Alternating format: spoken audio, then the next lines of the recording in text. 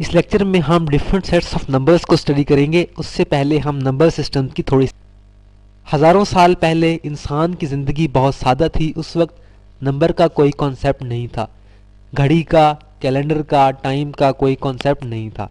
लोग अपने पास पत्थर रखते थे चीज़ों की गिनती के लिए और उनसे अपनी चीज़ें कंपेयर किया करते थे। मिसाल के तौर पे अगर वो लोग भेड़ बकरियां चलाते थे तो उन्होंने हर भेड़ या बकरी के लिए अपने पास एक पत्थर रखा हुआ होता था और उससे वो उसको कंपेयर करते थे। उसके बाद सबसे पहले फिर बार सिस्टम इंट्रोड्यूस हुआ।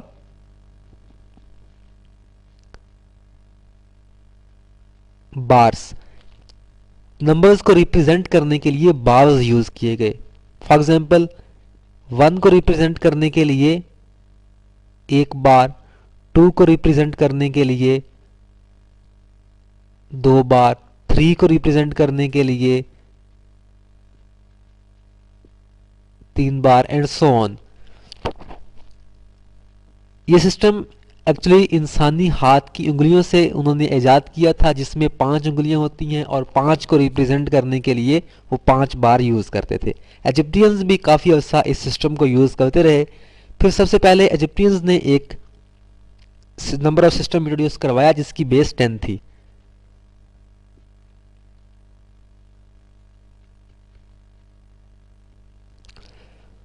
उनकी अपनी सिंबल थे। मिसाल के तौर पे वो ये वाला सिंबल यूज करते थे 10 के लिए और ये वाला सिंबल यूज करते थे 100 के लिए। इस तरीके से उन्होंने अपनी एक पूरी गिनती बनाई थी। लेकिन ये जितने भी सिस्टम थे ये सोसाइटीज में पॉपुलर ना हो सके। फिर अल्टीमेटली चीज़ों की काउंटिंग के लिए एक नंबर्स का सेट ईजाद हुआ जिसको सेट ऑफ नेचुरल नंबर्स कहते हैं।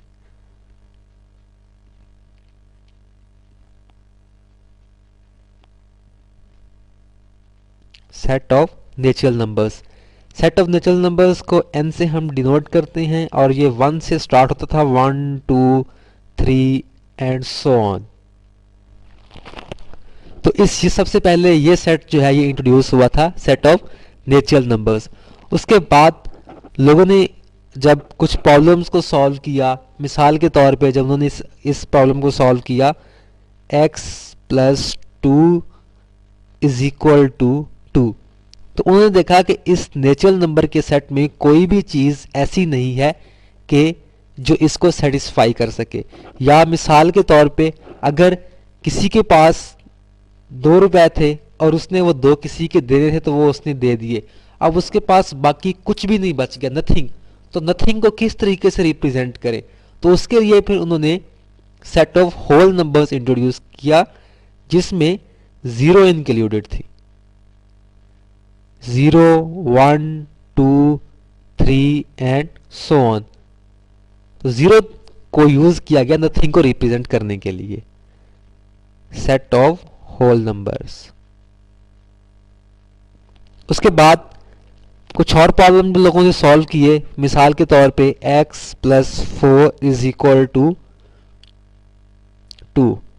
जब इस प्रॉब्लम को सॉल्व किया तो उन्होंने देखा कि इसको भी सेटिस्फाई करने के लिए x की कोई वैल्यू ऐसी नहीं है जो natural set of natural numbers में हो या सेट ऑफ होल नंबर्स में हो। या जब कोई चीज़ डिक्रीज हो रही हो तो उस डिक्रीज को कैसे रिप्रेजेंट किया जाए। अगर किसी पर्सन ने किसी के 4 रुपए देने हो और उसके पास 2 रुपए हो, 2 वो दे देगा, अब बाकी कैसे पता चलेगा हाँ भी कितने उसने देने हैं। तो उसके लिए फिर उन्होंने नेगेटिव नंबर्स इंट्रोड्यूस करवाए या इंटीजर्स जो डिक्रीज को शो करते थे, जिसमें हमारे पास इंटीजर्स में पॉजिटिव नंबर्स भी थे और नेगेटिव नंबर्स भी थे। And so on. यहां तक तो ये नंबर्स के सेट हो गए। सेट ऑफ नेचुरल नंबर्स हो गया, सेट ऑफ होल नंबर्स हो गया और इंटीजर्स हो गया। नेचुरल नंबर्स काउंटिंग के लिए 1 से स्टार्ट होते हैं अप टू सो ऑन।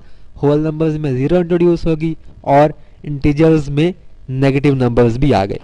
उसके बाद जब और कुछ प्रॉब्लम सॉल्व उन्होंने किए, मिसाल के तौर पे ये 2x इज इक्वल टू 3, तो x की वैल्यू आई 3/2। तो उन्होंने देखा ये ना तो इस सेट ऑफ इंटीजर्स में है, ना होल नंबर्स में है, ना नेचुरल नंबर्स में है, तो फिर रैशनल नंबर्स इंट्रोड्यूस हुए।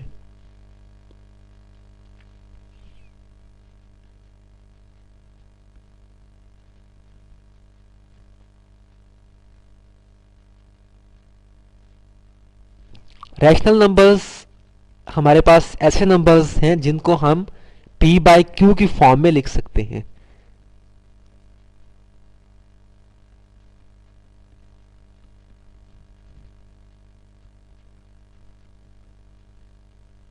या इंटीजर ओवर इंटीजर की फॉर्म में लिख सकते हैं। Rational numbers that can be written in the form of p by q, और q से हम इनको रिप्रेजेंट करते हैं। q is set of rational numbers.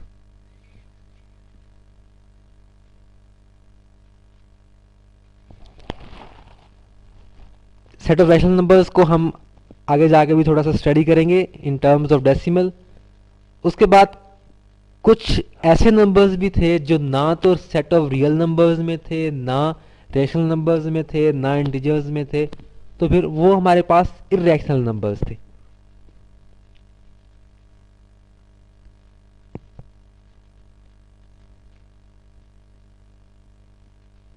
Irrational numbers हमारे पास ऐसे नंबर्स होते हैं जिनको हम p बाय क्यू की फॉर्म में नहीं लिख सकते,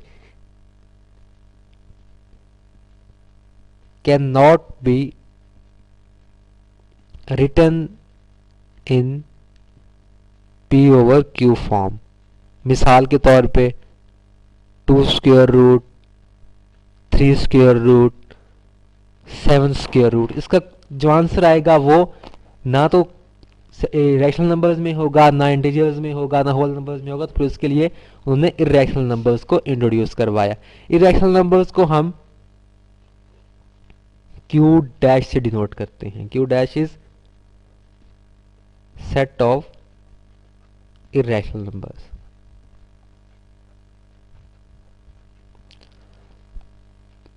फिर एक और सेट इंट्रोड्यूस हुआ, set of real numbers. R से इसको डिनोट किया जाता है। इसमें हमारे पास यूनियन होता है रैशनल नंबर्स का और इरैशनल नंबर्स का, कि रियल नंबर्स के सेट में हमारे पास रैशनल नंबर्स भी होते हैं और इरैशनल नंबर्स भी होते हैं। अब हम डेसिमल रिप्रेजेंटेशन देख लेते हैं रैशनल नंबर्स की और इरैशनल नंबर्स की।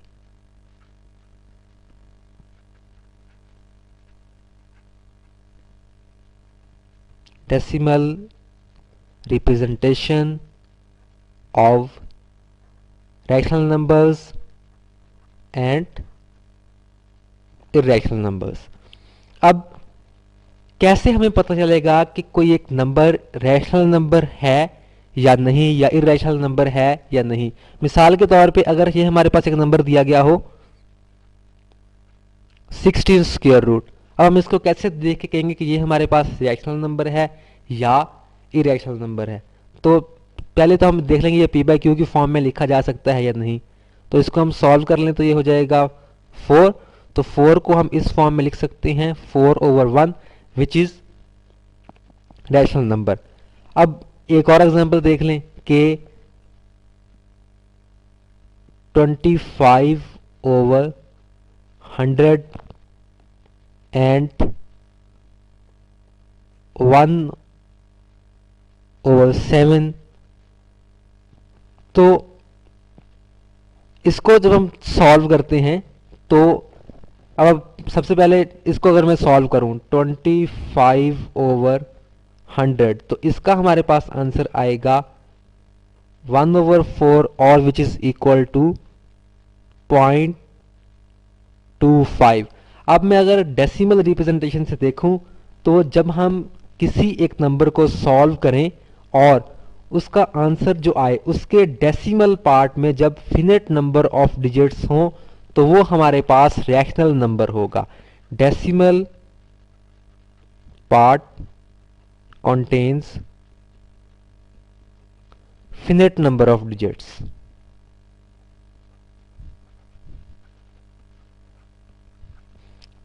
अब मैंने इसको सॉल्व किया 1/4, तो इसका आंसर मेरे पास आ गया 0.25, जिसमें फिनिट नंबर ऑफ डिजिट्स हैं डेसिमल पार्ट में। दूसरी हमारे पास एग्जांपल ये हो सकती है कि जब हम सॉल्व करें किसी भी एक नंबर को जो कि p/q की फॉर्म में लिखा हुआ हो, और हमारे पास जो उसका आंसर आए, मिसाल के तौर पर अब इसका आंसर आ रहा है 0.14285714285 एंड सो ऑन, इसी तरीके से आगे जा रहा है। पहला केस हमारे पास था कि उसमें फिनिट नंबर ऑफ डिजिट्स थे, वो टर्मिनेटिंग था, यानी कि एंड हो रहा था।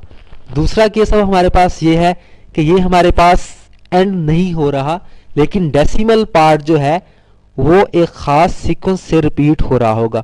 यहां से आप देख लें 1428571 14285 सिमिलरली ये बिल्कुल ऐसे ही आगे चलते जाएगा। या एक और एग्जांपल देख लें 1/3, जब इसको सॉल्व करेंगे तो इसका आंसर आपके पास आ जाएगा 0.333 एंड सो ऑन। ये बिल्कुल इसी तरीके से आगे चलता जाएगा। तो इस चीज को हम कहते हैं रिकरिंग डेसिमल्स, कि जब हमारे पास डेसिमल पार्ट रिपीट हो रहा होगा तो हमारे पास जो नंबर होगा वो भी उस वक्त रैशनल नंबर्स होगा।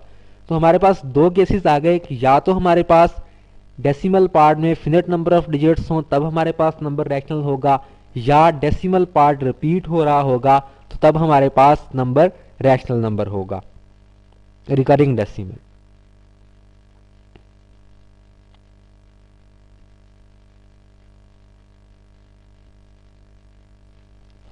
अब हमारे पास तीसरी पॉसिबिलिटी एक बचती है कि अगर हम सॉल्व करें किसी नंबर को और वो ना तो एंड हो रहा हो और ना ही उसमें कोई पीरियडिसिटी हो, वो किसी सीक्वेंस के साथ रिपीट हो रहा हो। मिसाल के तौर पे मैं आपको एग्जांपल दूं 1.414213 एंड सो ऑन, पता नहीं आगे क्या क्या होगा।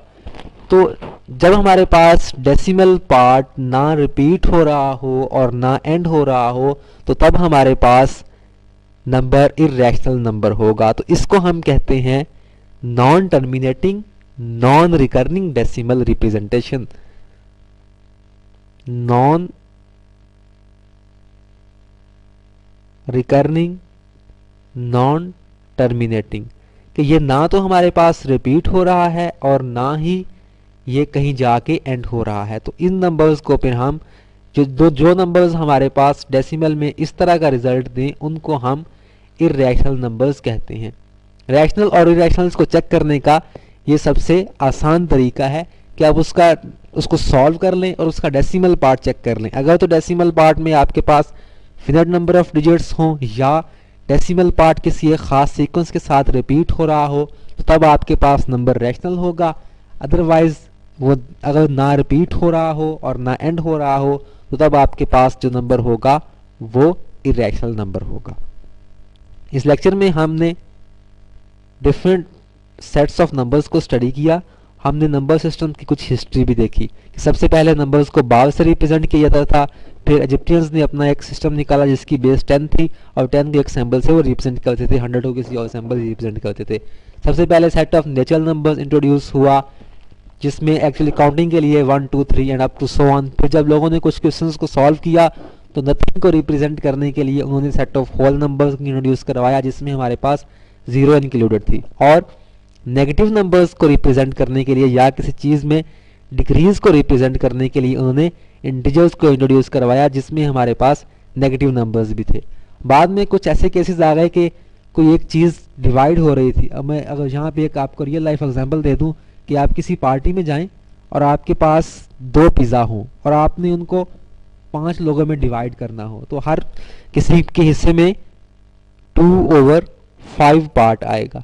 तो ये 2/5 जो था ये ना इन इंटीजर्स में था, ना होल नंबर्स में से था, ना नेचुरल नंबर्स में था। फिर इस चीज़ को रिप्रेजेंट करने के लिए रैशनल नंबर्स को इंट्रोड्यूस करवाएगा, जो नंबर्स हमारे पास p बाई क्यू की फॉर्म में लिखे जा सकते थे। लेकिन उसके बाद फिर कुछ ऐसे नंबर्स भी थे जो p बाई क्यू की फॉर्म में नहीं लिखे जा सकते थे, तो फिर उसके लिए इरेशनल नंबर्स को इंट्रोड्यूस करवाया गया। हमारे पास जितनी भी कॉन्टिन्यूस चीज़ें हैं उनको रिप्रेजेंट करने के लिए एक्चुअली हम इरेशनल नंबर्स को यूज़ करते हैं।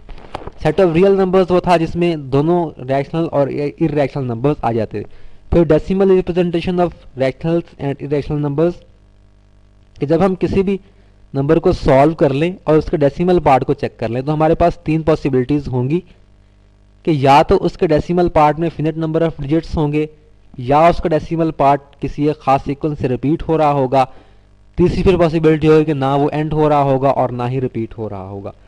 अगर हमारे पास डेसिमल पार्ट में फिनिट नंबर ऑफ डिजिट्स हों या वो किसी एक खास सीक्वेंस से रिपीट हो रहा हो, तब हमारे पास वो नंबर रैशनल नंबर होगा। लेकिन अगर ना तो हमारे पास डेसिमल पार्ट एंड हो रहा हो और ना ही रिपीट हो रहा हो, तब हमारे पास वो इरेशनल नंबर होगा। इससे नेक्स्ट